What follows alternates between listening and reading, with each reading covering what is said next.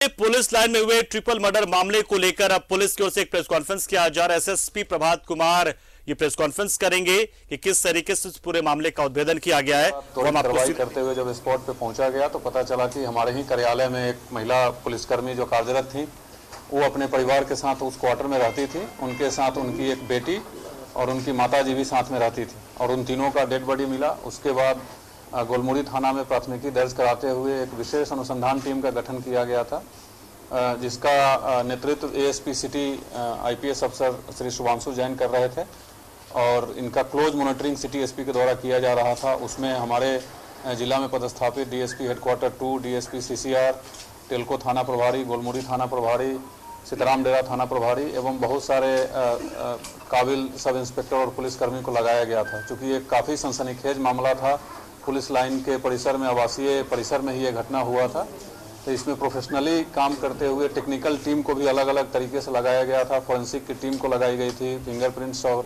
बहुत सारे चीज़ technically develop करने के लिए।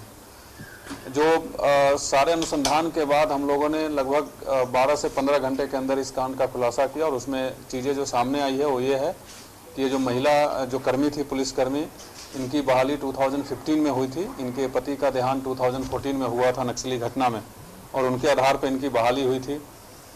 उसी समय के बाद 2016 से इसी जिला में कार्यरत एक चालक आरक्षी के संपर्क में आई और दोनों में काफ़ी घनिष्ठता हुई, दोनों में काफ़ी दोस्ती हुई और दोनों फिर एक दूसरे के साथ मिलना जुलना, एक दूसरे के साथ रहना भी शुरू कर दिए थे।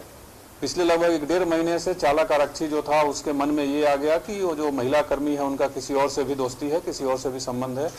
उसी कारण को लेकर के ये अपने मन में ग्रज पाले हुए था और लगभग ये प्लानिंग इसके मन में पिछले कुछ दिनों से चल रही थी कि या तो जो लड़का है जो जिनसे इस महिला कर्मी का संबंध या दोस्ती बना है उसको रास्ते से हटाना है और बेसिक प्लानिंग यही थी। उसी प्लानिंग के दौरान हमेशा की तरह ये उस क्वार्टर में 19 तारीख की रात्रि में उस क्वार्टर में जाता है, वहाँ साथ में रहता है और उसके बाद कुछ बात हो जाती है जिससे मनमुटाव होता है, दोनों में झगड़ा होता है और महिला को एक जो गियर लीवर होता है, एक लोहे का रड है छोटा सा, उससे वार करके उसको घायल कर दिया जाता है। जब वो महिला चिल्लाती है तो उसकी बेटी आती है अपने आप को बचाने और कोई ना जाने कि ये घटना हम कर रहे हैं, इसके लिए बेटी के ऊपर भी वार किया जाता है और सिमिलरली जब उनकी बूढ़ी माताजी बचाने आती है उनके ऊपर भी वार किया जाता है। सब्सिक्वेंटली तीनों को उस लोहे के रड से घायल करके उनको मार करके उनकी मृत्यु हो जाती है। उसके बाद ये बाहर निकल के और जो क्वार्टर है उसका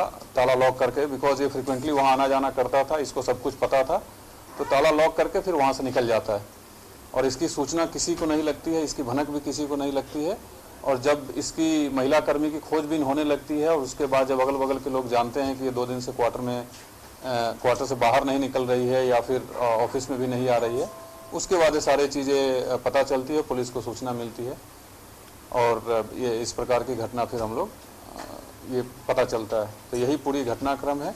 इसमें एक ही जो हमारा चालक आरक्षी है वो इस पूरे घटनाक्रम को अंजाम दिया है, जिसकी गिरफ्तारी हो चुकी है।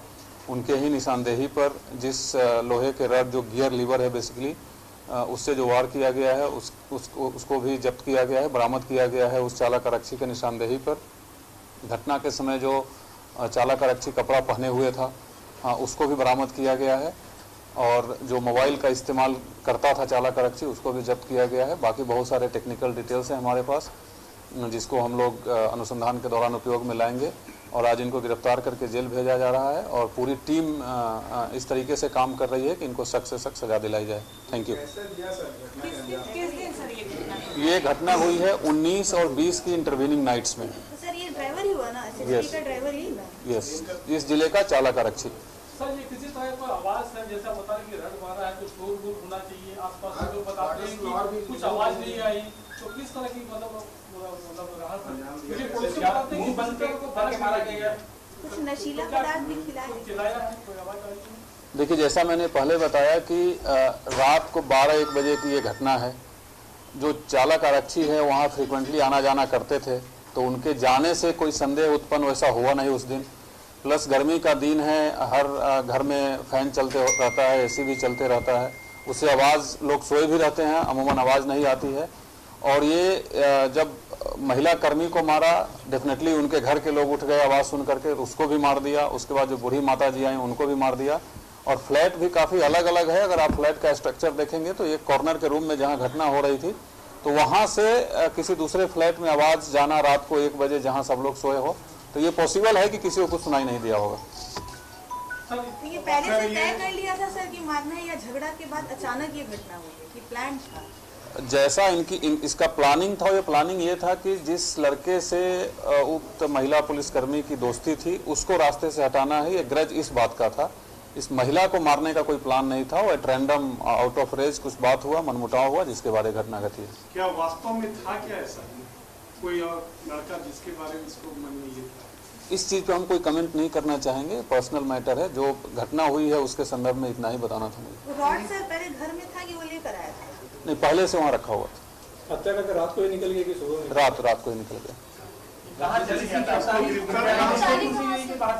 क्या गिरफ्तारी यहीं से हुई है, जमशेदपुर से। जिसको मारा जाता था वो भी पुलिस में है या क्या? 6 लोग जो हिरासत में लिए गए थे सर, उससे जैसे सोनकर टुटू का नाम आ रहा था प्रसंग का, तो सर इसमें बाकी 6 लोगों को हिरासत में नहीं लिया गया है। उनको पूछताछ के लिए बुलाया गया था। सभी को साक्ष्य नहीं मिलने और घटना में संलिप्त नहीं होने के कारण सभी को छोड़ दिया गया। जिसको मारने की योजना थी वो कौन है सर? वो भी पुलिस में है या कोई ऐसे कोई आदमी? देखिए, इसमें एक्चुअली जो हमारी महिला पुलिसकर्मी है जिनकी मृत्यु हो गई है, तब ऐसा कुछ भी पब्लिक करना उचित नहीं होगा जिनसे उनके पर्सनल लाइफ पे या उनके कैरेक्टर पे किसी प्रकार का कोई दाग हो। तो ये घटना हुई है, उस घटना के बारे में आई थिंक जो डिटेल्स मैंने बताया है वो सफिशिएंट है। इसके अलावा मैं भी और आप लोगों से रिक्वेस्ट करूंगा कि उस पर्सनल लाइफ में ना जाएं तो उचित रहेगा। कुछ नहीं। पुलिस लाइन में सीसीटीवी नहीं लगातार आप अपील करते हैं कि सीसीटीवी। जो कि एसएसपी जमशेदपुर उन्होंने बताया कि इसमें एक ही शख्स शामिल था। ससुराल पक्ष के जिन लोगों को हिरासत में लिया गया था उन्हें छोड़ दिया गया। सिर्फ पूछताछ के लिए उन्हें हिरासत में लिया गया था, उन्हें गिरफ्तार नहीं किया गया था। और जिस शख्स ने ये हत्या की है वो गैर इरादतन हत्या थी, एक तरीके से कोई प्लानिंग नहीं थी। दरअसल उस महिला के किसी मित्र को लेकर इसको आपत्ति थी और उसी को वो समझाने के लिए जाने वाला था, लेकिन वहां पर महिला से कहा सुनी और उसके बाद फिर सारी घटनाएं एक के बाद एक घटते चली गई।